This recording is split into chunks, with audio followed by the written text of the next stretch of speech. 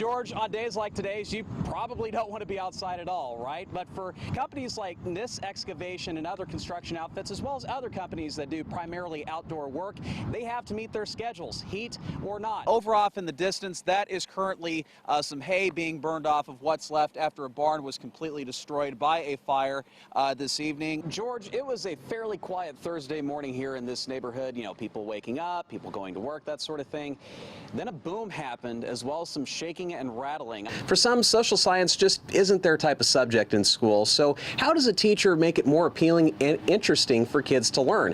While you may not be able to see this right behind me here, this large pile of snow was just all over the ground here mere hours ago. Now, moving a new home into place isn't always easy, especially when you're trying to move pieces of it over some power lines. Soon, Mitchell County deputies will be carrying taser guns like this one while they're out on patrol. The city is currently accepting bids on who will demolish this blighted house right behind me on South Taft Avenue. Now, Hart tells me he does not yet have a total price estimate as to how much it would be to repair this damage. Clear Lake is a very popular tourism spot, but as you can see right behind me here, the streets are pretty quiet right now, and normally these streets and the lake would be a lot busier. In this Cerro Gordo County cornfield is a memorial that is forever etched in music history.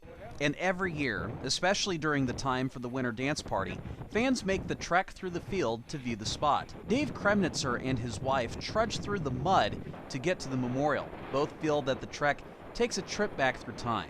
As fate has it, I was born in Fargo, and let's see, I would have been almost 3 years old. Mark Anderson is visiting from Canada. He too is an avid fan of music from that time period, and also sees how the weather, which matched conditions on that fateful night, is playing a part. With it being foggy, it sort of resembles how the plane came over and what sort of view that the guy had when the plane crashed. So it's sort of similar to what the conditions were at the time, you know. Even with the years gone by, the incident and the music of that time still lives on. Even 60 years on, people still remember Buddy Holly, Richie Valens, Elvis Presley, etc.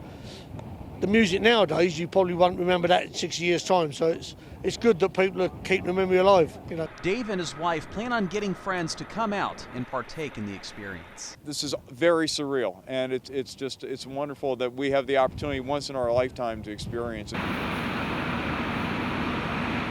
Around 20 to 25 people came out with their combines, tractors, and auger wagons to the Boyle farmstead to help with harvesting the crops.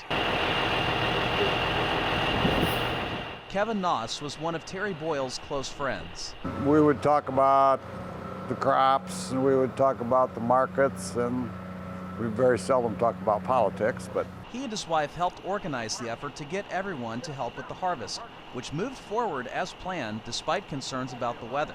Monday, when we had all the snow, I thought, well, let's go do it Thursday and get the corn out of the way. Well, the weather has straightened out, and most of the guys here, combine and auger wagon, want to try beans today, this afternoon, or tomorrow.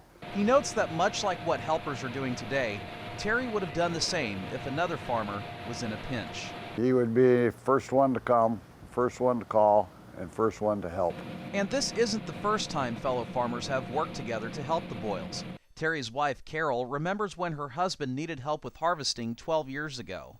He had a heart valve replacement, and they were here for him then. But that year, he was here to watch with me to watch it be done, and this year, there he is. She says that Terry would be proud that those helping are carrying on his legacy and helping her get through this time. I found out I have a strong family, but I have several families. I have my church family, I have my work family, and I have my farmer family.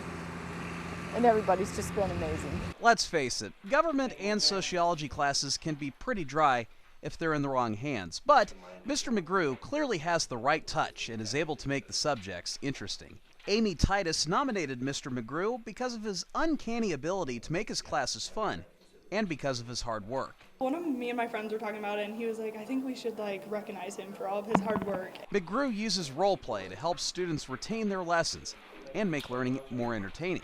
We do like mock stuff throughout the year, so like skits and stuff to learn the material. I've learned so much being in his class, and it's really beneficial that he teaches the way he does, because I'm more of like a visual learner and like to be hands-on, so it works for me. Golden Apple Award. The Golden Apple Award was a surprise for this journalist-turned-teacher. Still, he remembers a long-ago student who taught him his methods worked. I had a girl a number of years back named Katie Zander, who had sent me a note that the government she thought was going to be one of her least favorite classes.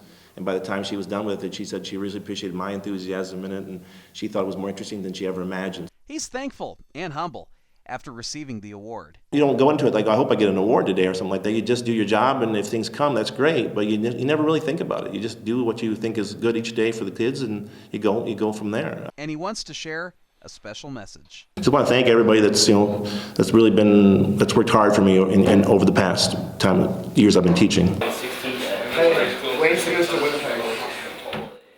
Team members, including Matthew DeRosa, enjoyed a hot breakfast at the Quality Inn and Suites, waiting out the storm. Yeah, you grab your meal, you go upstairs, you hang out, watch some TV, grab another meal. They've been well fed thanks to a few Mason City restaurants. J.R. Dirksen is the co-manager of Subway East in Mason City and came in yesterday when the store was closed to serve sub sandwiches to the team. Well, we really love just helping out the community, and community involvement's a really big thing we do. We love just helping everyone around because they'd all help us if they could. Coach Casey Mignon appreciates the kind-heartedness the town has provided. 25 guys, you got to prepare meals, so it's breakfast, prepare lunch, prepare dinner. So these guys have just been pretty good. Just a lot of guys to a room, so it's been okay though. Some team bonding.